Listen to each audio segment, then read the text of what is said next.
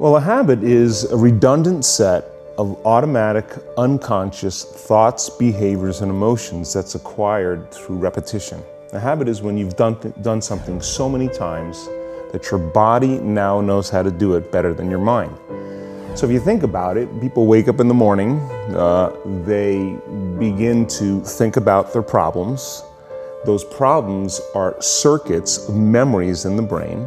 Each one of those memories are connected to people and things at certain times and places. And if the brain is a record of the past, the moment they start their day, they're already thinking in the past. Each one of those memories has an emotion. Emotions are the end product of past experiences. So the moment they recall those memories of their problems, they all of a sudden feel unhappy, they feel sad, they feel pain. Now, how you think and how you feel creates your state of being. So the person's entire state of being when they start their day is in the past. So what does that mean? The familiar past will sooner or later be predictable future. So if you believe that your thoughts have something to do with your destiny, and you can't think greater than how you feel, or feelings have become the means of thinking, by very definition of emotions, you're thinking in the past. And for the most part, you're going to keep creating the same life. So then people grab their cell phone, they check their WhatsApp, they check their text, they check their emails, they check Facebook, they take a picture of their feet, they post it on Facebook, they tweet something, they do Instagram, they check the news, and now they feel really connected to everything that's known in their life. And then they go through a series of routine behaviors. They get out of bed on the same side, they go to the toilet, they get a cup of coffee, they take a shower, they get dressed, they drive to work the same way, they do the same things, they see the same people, they push the same emotional buttons, and that becomes the routine, and it becomes like a program. So now they've lost their free will to a program, and there's no unseen hand doing it to them. So when it comes time to change, the redundancy of that cycle becomes a subconscious program. So now 95% of who we are by the time we're 35 years old is a memorized set of behaviors, emotional reactions, unconscious habits, hardwired attitudes, beliefs, and perceptions that function like a computer program.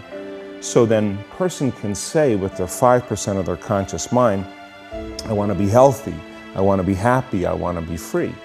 But the body's on a whole different program.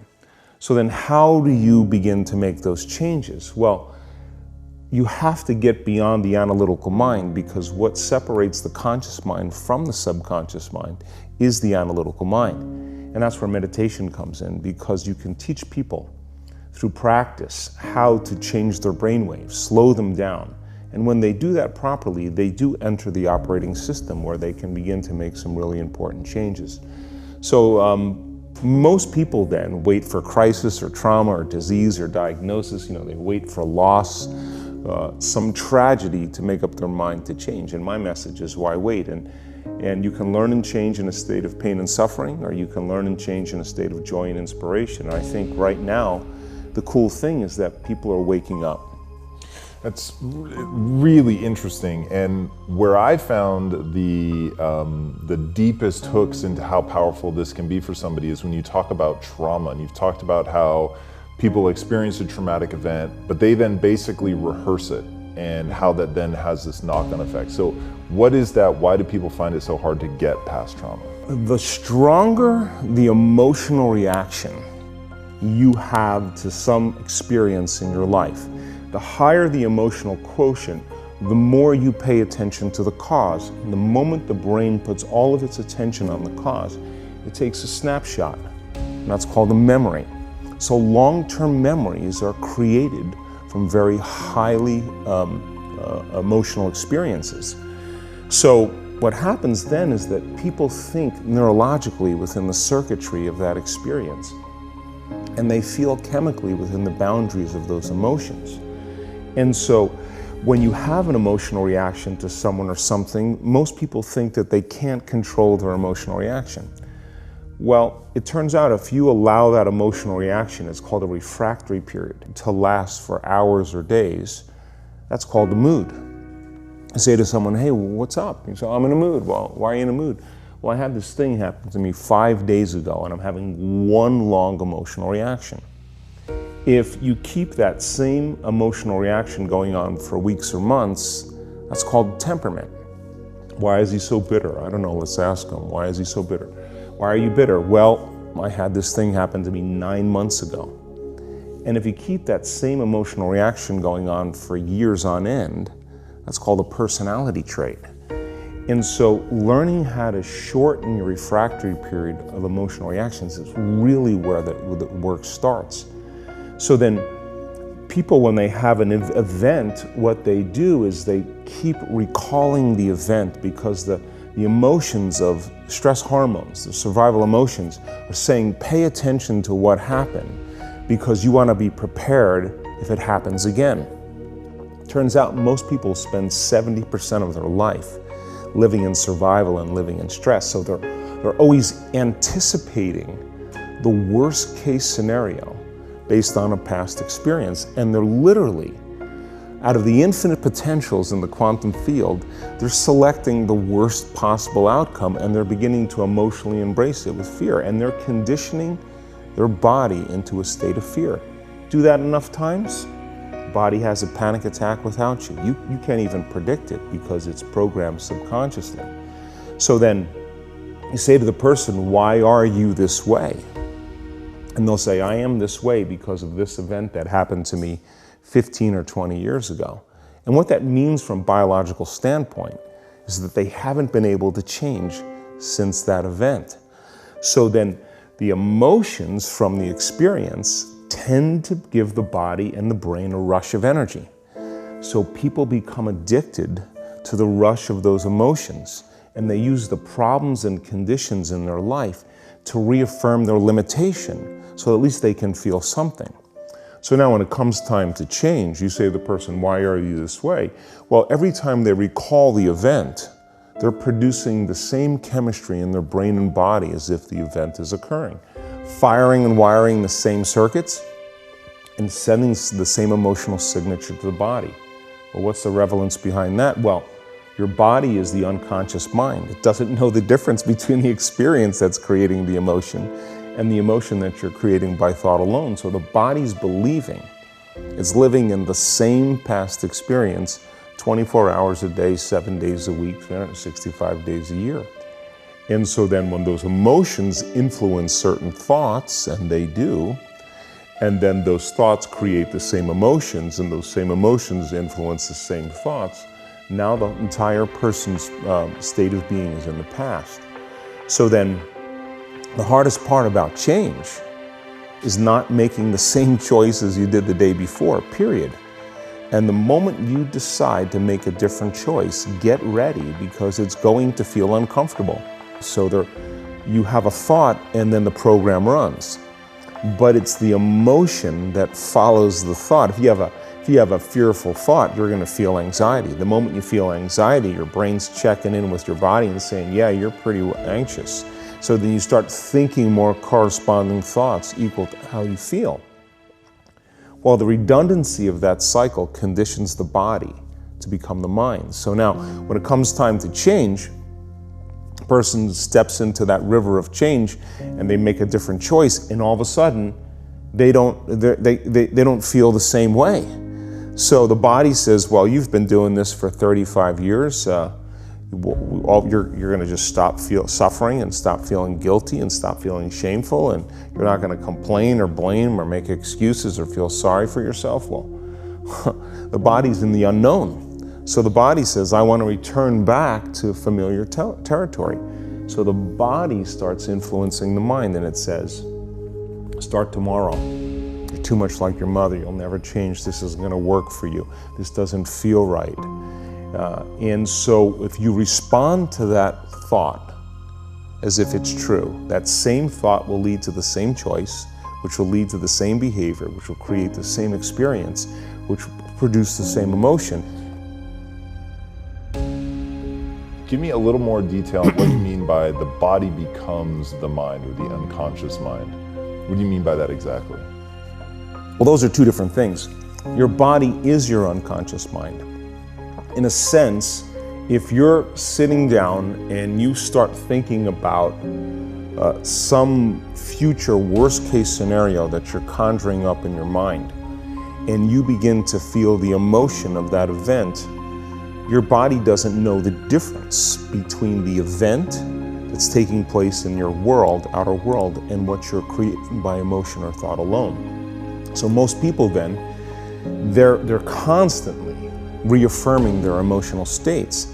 So when it comes time to give up that emotion, they can say, I really want to do it, but really the body is stronger than the mind because it's been conditioned that way.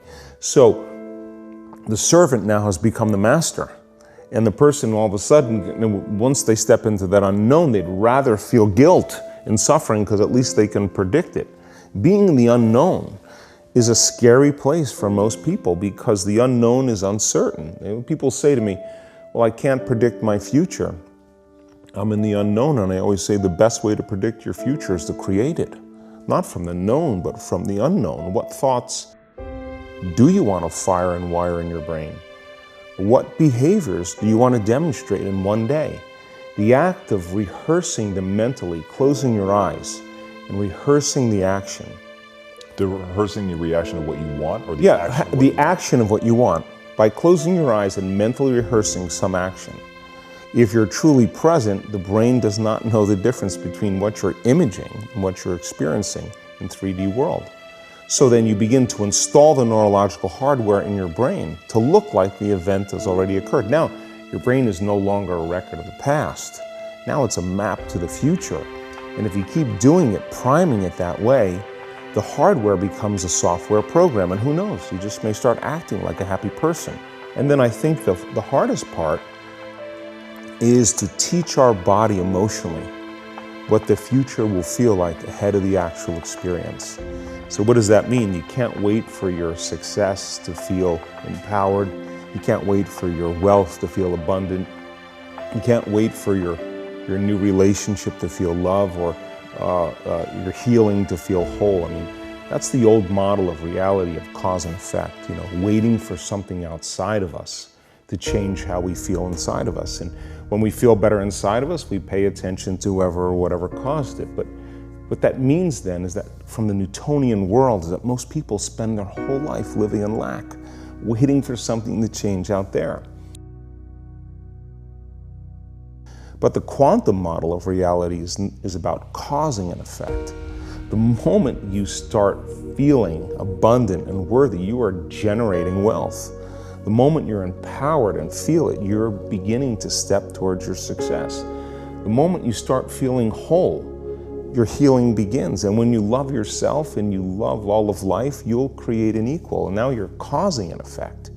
And I think that's the difference between living as a victim in your world, saying, I am this way because of this person or that thing or this experience. They made me think and feel this way.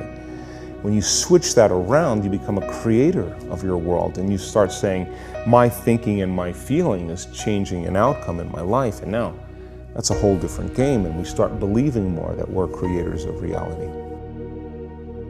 How do we then go from that, like mechanistically, to begin this visualization process of something that's empowering? Is it meditation? Sure. What does that look like? If you're not being defined by a vision of the future, then you're left with the old memories of the past, and you will be predictable in your life. And if you wake up in the morning and you're not being defined by a vision of the future, as you see the same people and you go to the same places and you do the exact same thing at the exact same time, it's no longer that your personality is creating your personal reality. Now your personal reality is affecting or creating your personality. Your environment is really controlling how you think and feel unconsciously, because every person, everything, every place, every experience has a neurological network in your brain. Every experience that you have with every person produces an emotion. So some people will use their boss to reaffirm their addiction to judgment. They'll use their enemy to reaffirm their addiction to hatred. They'll use their friends to reaffirm their addiction to suffering. So now they need the outer world to feel something. So to change then is to be greater than your environment, to be greater than the conditions in your world, and the environment is that seductive. So then, why is meditation the tool? Well, let's sit down, let's close our eyes. Let's disconnect from your outer environment. So if you're seeing less things, there's less stimulation going to your brain. If you're playing soft music or you have earplugs in, less sensory information coming to your brain, so you're disconnecting from your environment. If you can sit your body down and tell it to stay like an animal, stay right here. I'm going to feed you when we're done. You can get up and check your emails, you can do all your texts, but right now, you're going to sit there and obey me. So then, when you do that properly, and you're not eating anything, or smelling anything, or tasting anything, you're not up experiencing and feeling anything, you would have to agree with me that you're being defined by a thought, right? So when the body wants to go back to its emotional past, and you become aware that your attention is on that emotion, and where you place your attention is where you place your energy, you're siphoning your energy out of the present moment into the past, and you become aware of that. And you settle your body back down in the present moment, because it's saying, well, it's 8 o'clock. You normally get upset because you're in traffic around this time. And here you are sitting, and we're used to feeling anger, and you're off schedule. Oh, it's 11 o'clock, and you usually check your emails and judge everybody. Well, the body's looking for that predictable chemical state. Every time you become aware that you're doing that, and your body is craving those emotions, and you settle it back down into the present moment, you're telling the body it's no longer the mind, that you're the mind, and now your will is getting greater than the program. And if you keep doing this over and over again, over and over again, over and over again, just like training a stallion or a dog, it's just going to say, I'm going to sit. And the moment that happens, and the body's no longer the mind, when it finally surrenders, there's a liberation of energy. We go from particle to wave, from matter to energy, and we free ourselves from the chains of those emotions that keep us in the familiar past. And we've seen this thousands of times. In fact, we can actually predict it now on a brain scan.